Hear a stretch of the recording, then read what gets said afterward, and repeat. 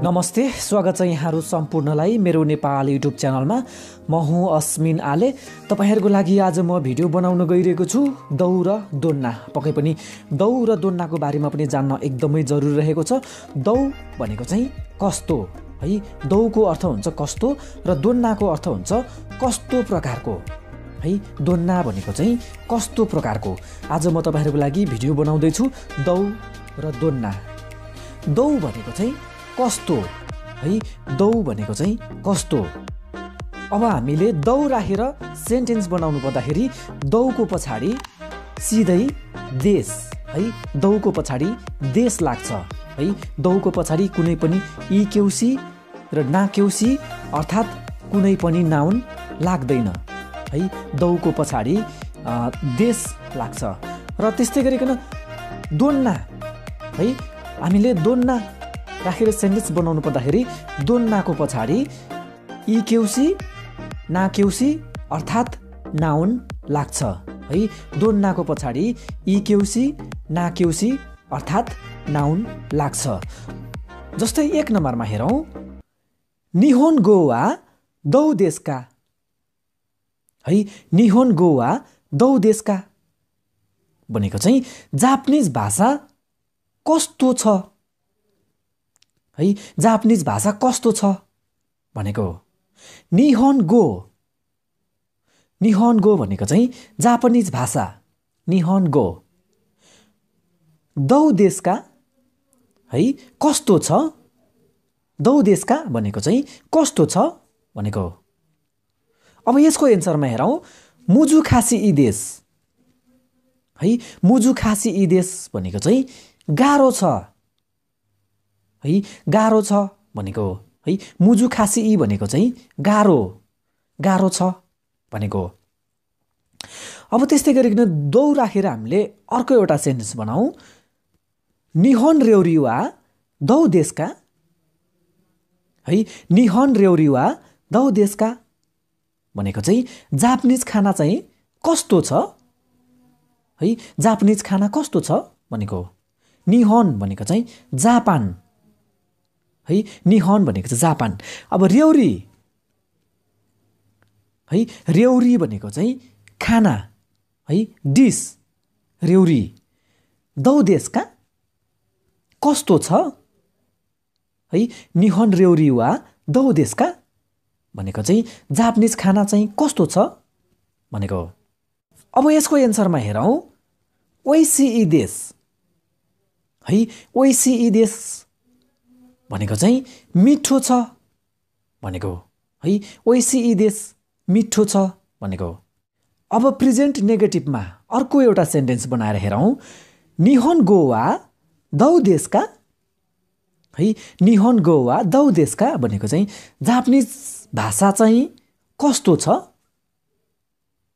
Japanese भाषा चाहिँ कस्तो छ।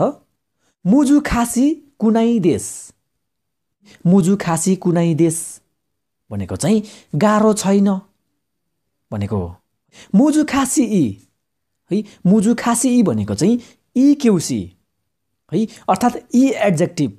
अब मुजुखासी इ को पछाडिको अन्तिमको इलाई हटाएर कुनै देश है, कुनै देश लगाएको है। तपाईले प्रेजेन्ट नेगेटिभमा सेन्टेन्स बनाउनु पर्यो भने चाहिँ तपाईले अब यसरी नै इक्युसीको अन्तिमको इलाई हटाएर कुनै देश लगाउनु पर्ने हुन्छ है। मुजुखासी कुनै देश भनेको चाहिँ गाह्रो छैन भनेको है। मुजुखासी कुनै देश। अब तपाईलाई इक्युसी र नाक्युसी है, तपाईले क्युसी भनेको के हो भनेर तपाईले बुझ्नु भएको छैन भने तपाईको लागि मैले योभन्दा अघिल्लो भिडियोमा मैले इक्युसी र नाक्युसीको बारेमा मैले थुप्रै भिडियोहरू बनाएर अपलोड गरिसकेको छु। र इक्युसी र नाक्युसीलाई टेन्समा बदल्ने तरिका है, प्रेजेन्ट पोजिटिभलाई प्रेजेन्ट नेगेटिभमा कसरी लाने र पास्ट पोजिटिभलाई पास्ट नेगेटिभमा कसरी लाने मैले इक्युसी र नाक्युसीलाई टेन्समा बदल्ने तरिकासहितको भिडियो बनाएर अपलोड गरिसकेको छु। पक्कै पनि तपाईँले यो सेन्टेन्स बुझ्न सक्नु भएन र तपाईँले इक्युसी र नाक्युसीको बारेमा धेरै जान्न चाहनुहुन्छ र इक्युसी र नाक्युसीलाई टेन्समा बदल्ने कुरा पनि तपाईँ जान्न चाहनुहुन्छ भने पक्कै पनि तपाईँले मेरो भिडियोको लिस्टमा गएर हेर्न सक्नुहुन्छ। इक्युसी र नाक्युसीको थुप्रै शब्दहरूको बारेमा मैले भिडियो बनाएर अपलोड गरिसकेको छु र इक्युसी र नाक्युसीलाई है यी एड्जेक्टिभ र ना एड्जेक्टिभलाई टेन्समा बदल्ने तरिकासहितको भिडियो अपलोड भइसकेको छ। तपाईँले मेरो भिडियोको लिस्टमा गएर हेर्न सक्नुहुनेछ।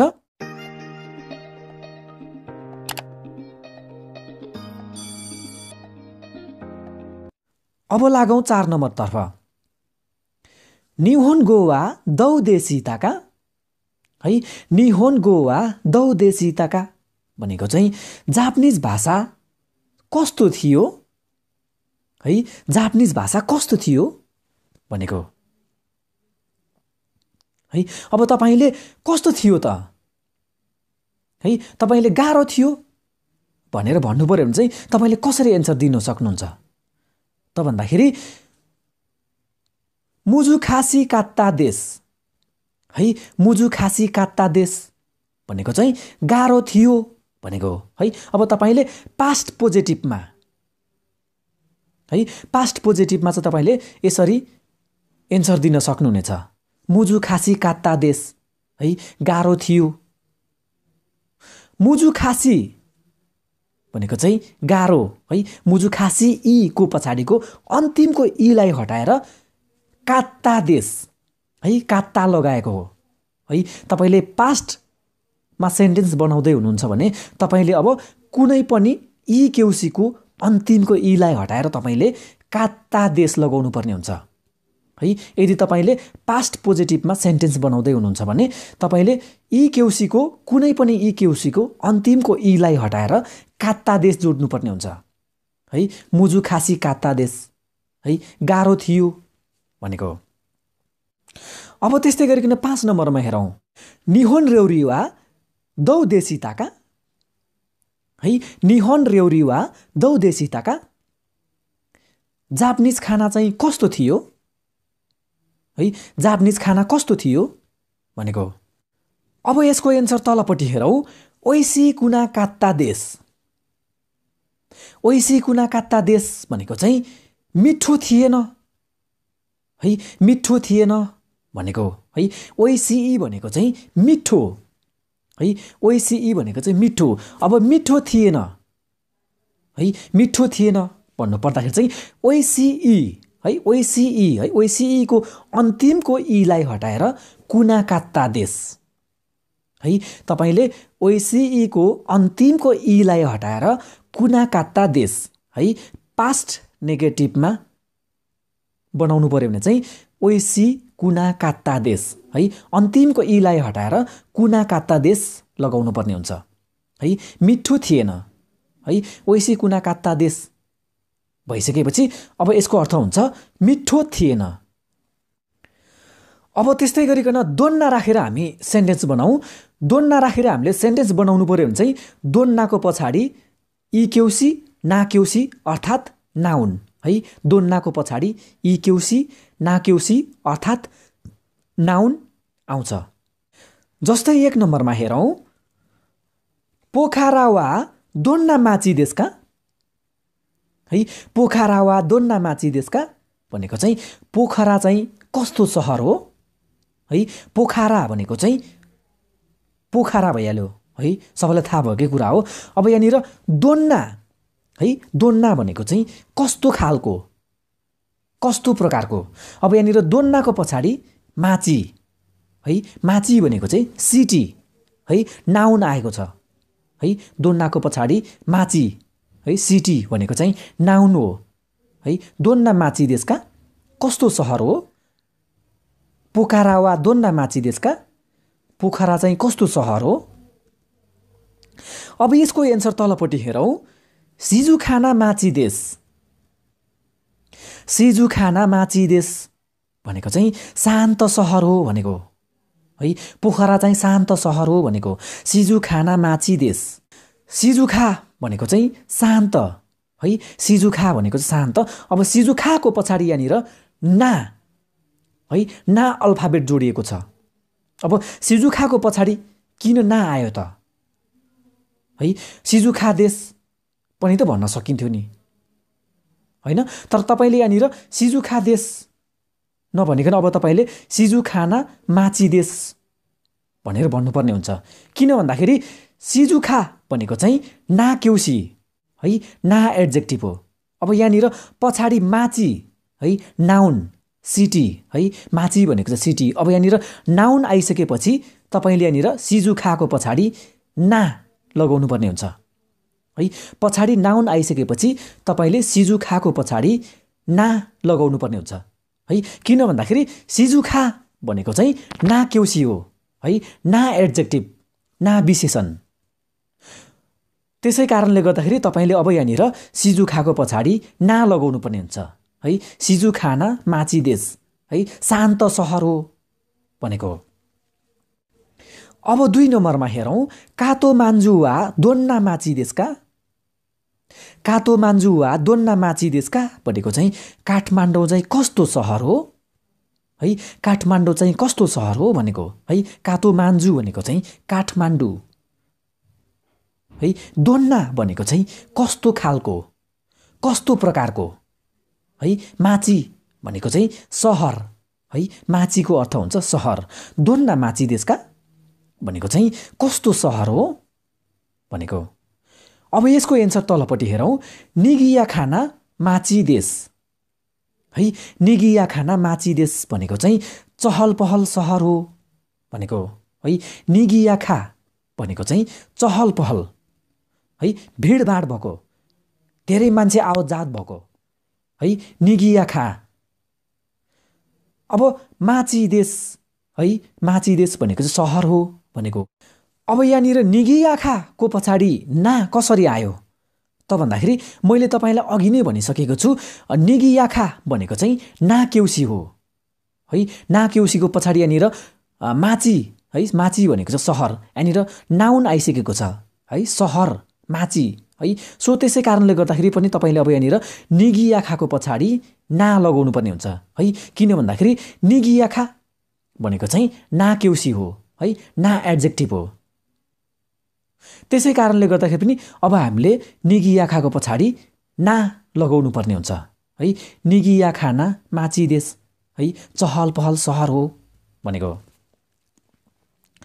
अब त्यस्तै गरिकन 3 नम्बरमा हेरौँ, गोपारु सानुवा दोन्ना हितो देशका। गोपारु सानुवा दोन्ना हितो देशका भनेको चाहिँ गोपालजी चाहिँ कस्तो व्यक्ति हो है। गोपालजी चाहिँ कस्तो खालको व्यक्ति हो भनेको है। गोपारु भनेको चाहिँ गोपाल, सान भनेको चाहिँ जी है, सानको अर्थ हुन्छ जी। दोन्ना हितो देशका है, दोन्ना भनेको चाहिँ कस्तो प्रकारको, हितो।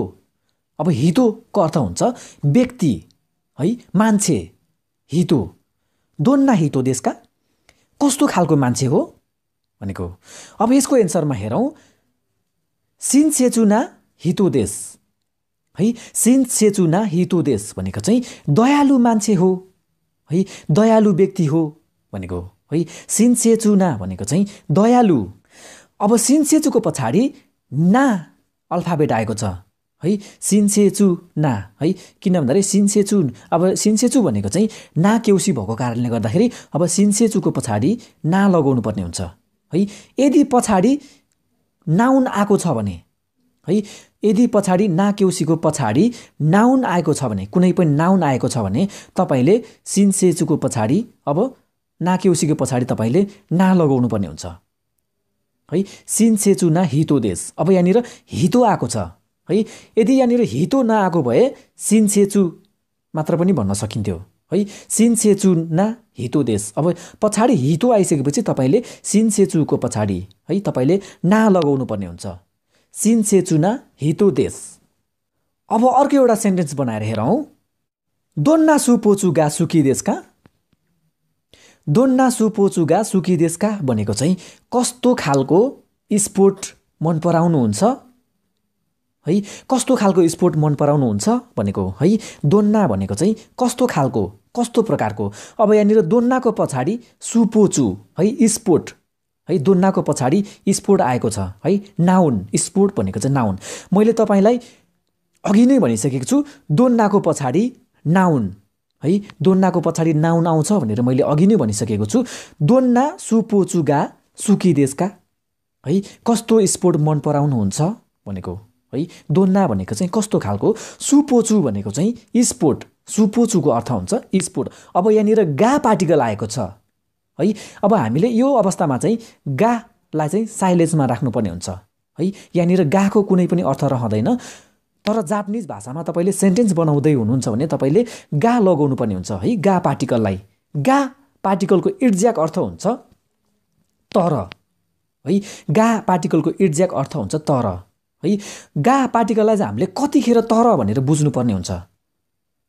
त भन्दाखेरि तपाईले कुनै पनि सेन्टेन्स बनाउँदै हुनुहुन्छ है तपाईले कुनै पनि सेन्टेन्स बनाउँदै हुनुहुन्छ भने कुनै पनि सेन्टेन्स बनाउँदाखेरि दुईवटा वाक्य मध्ये एउटा पोजिटिभ र अर्को नेगेटिभ हुन आएमा गा पार्टिकलको अर्थ हुन्छ तर है तपाईले कुनै पनि सेन्टेन्स बनाउँदै हुनुहुन्छ भने है तपाईले सेन्टेन्स बनाउँदै हुनुहुन्छ भने दुईवटा वाक्य मध्ये एउटा पोजिटिभ र अर्को नेगेटिभ हुन आएमा गा पार्टिकलको अर्थ हुन्छ तर है तपाईहरुको लागि म गा पार्टिकलको बारेमा पनि अर्को भिडियोमा नेक्स्ट भिडियोमा अवश्य नै यसको बारेमा म एकदम डिटेलली रूपमा तपाईको लागि भिडियो बनाउने छु अवश्य नै तपाईले त्यो भिडियो पनि हेर्न नछुटाउनु होला अब हामीले यहाँनिर गा पार्टिकललाई चाहिँ साइलेन्समा राख्नुपर्ने हुन्छ है दोन्ना सुपोचुगा सुकिदेशका कस्तो खालको स्पोर्ट मन पराउनुहुन्छ भनेको अब यसको एन्सरमा हेरौं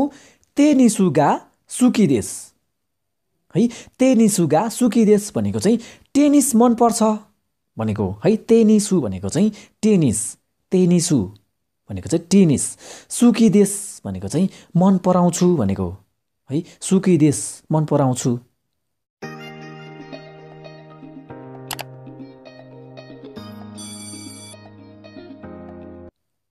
आजको भिडियो यति नै रहेको छ तपाईहरुलाई मेरो भिडियो कस्तो लाग्यो पक्कै पनि मेरो भिडियो राम्रो लागेमा लाइक शेयर अनि कमेन्ट पनि अवश्य गर्नुहोला र यदि तपाई मेरो YouTube च्यानलमा नयाँ हुनुहुन्छ भने प्लिज मेरो भिडियोको मुनि रातो बटनमा सब्स्क्राइब भनेर लेखेको हुन्छ सो त्यसमा पनि क्लिक गर्न नभुल्नु होला भन्दै फेरि पनि म तपाईहरुको लागि जापानिज बेसिक ल्याङ्ग्वेजका अरु पनि नयाँ भिडियोहरु लिएर आउने बाचाका साथ आजको लागि बिदा हुन चाहन्छु धन्यवाद